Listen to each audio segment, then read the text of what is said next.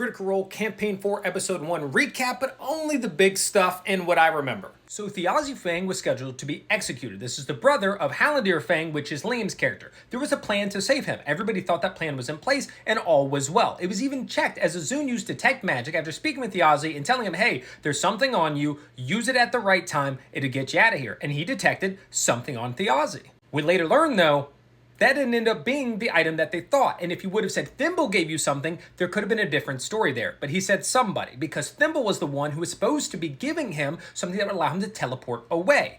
But we later find out that Thimble was attacked in the process, and she was knocked unconscious, and then something was stolen from her, which we'll get to later. After finding Thimble, Tayor, Octus, and Azun come into contact with Cadigan, who shows up, and together they discover some signs that point to the Crow Keepers as potentially being the ones who broke in and stole the stone. Another interesting bit is that we think Sir Julian Davos, played by Matt Mercer, might be cursed. So, during the funeral, he shows up, people aren't a big fan of that, and he ends up spitting on the corpse in secret.